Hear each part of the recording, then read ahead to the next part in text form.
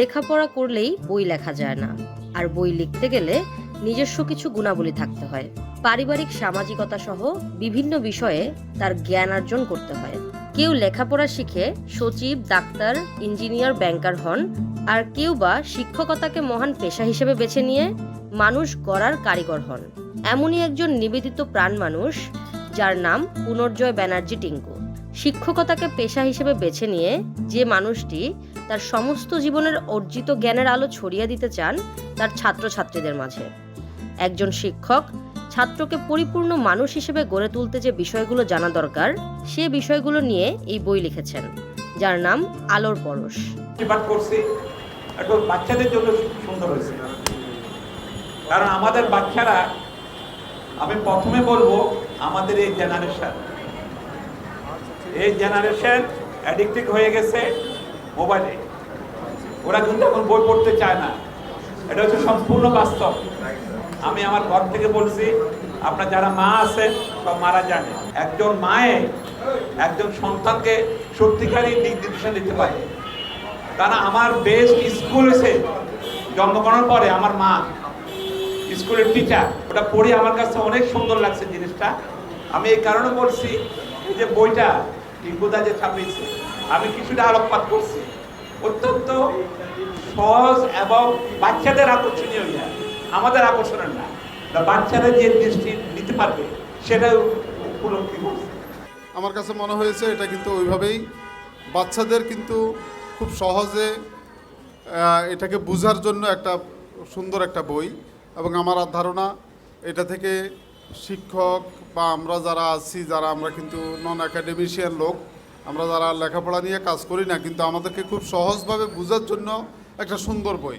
এবং তার দীর্ঘদিনের অভিজ্ঞতার আলোকে এবং নিজস্ব অনেক লেখাপড়ার কারণে সেই এটুকু করতে পারছে। এবং আমার ধারণা এটা অনেকের কাজে লাগবে, বাচ্চাদের কাজে লাগবে, এবং আমরা যারা একাডেমিশিয়ান যারা আছেন বা আমরা যারা খুব সাধারণ লোক, তাদের জন্য এটা অনেক কাজে লাগবে।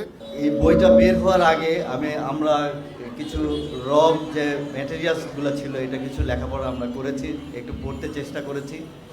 তো দেখেছি যে আসলে এটা শিক্ষণীয় অনেকগুলো বিষয় আছে, যেখানে যারা অভিভাবক আছেন, যারা এটা পড়লে অনেক জ্ঞান সমৃদ্ধ হবে বলে আমি মনে করি। আরেকটা বিষয় আমি বলতে চাই, সেটা হলো আমি পুণ্যজয়কেও বলেছি যে আসলে বাচ্চাদের জন্য কোনো কিছু লেখা এবং বয়স্কদের কোনো কিছু লেখাটা অত্যন্ত কঠিন একটা ব্যাপার। আমরা অনেকেই কবিতা লিখি, সাহিত্য লিখি, গল্প লিখি, কিন্তু বাচ্চাদের মতন করে সাহিত্য রচনা করা একজন সাহিত্যের ছাত্র হিসাবে আমি মনে করি এটা অত্যন্ত কঠিন একটা বিষয়। এবং সেই বিষয়টা সে হাত দিয়েছে এবং সেটা সফলতার সাথে সে শেষ করতে পেরেছে। এই বইটি লেখার পিছনে যে মানুষটির সবচেয়ে বেশি ভূমিকা রয়েছে তিনি হলেন সুইট বাংলাদেশের মেন্টর জনাব জওয়াহেরুল ইসলাম মামুন, যার স্পর্শে বইটি আলোর মুখ দেখেন। লেখক পূর্ণজয় ব্যানার্জির এই বই লেখা এবং সেগুলি সংকলিত হওয়া এবং এটি আলোর মুখ দেখে ছাপার অক্ষরে বের হয়ে আমাদের সকলের কাছে আসার প্রক্রিয়ার সাথে আমি সামান্য একটু অবদান রাখতে পেরেছি। সেই জন্য আমি নিজেকে খুবই গৌরবান্বিত এবং ধন্য মনে করছি। একদম প্রথম গল্প বঙ্গবন্ধু থেকে শুরু করে 40 নম্বর গল্প প্রবন্ধে যান, প্রথম থেকে শুরু করে এই 40 গল্পের কোনো গল্পের মধ্যেই কোনো কাল্পনিকতার কোনো ছোঁয়াচ নেই এবং কোনো রকমের ধারণা ভিত্তিক কোনো কথা নেই। যা কিছু আছে মহামনীষীদের জীবনী আছে, যেখান থেকে আমরা শিক্ষা নিতে পারি।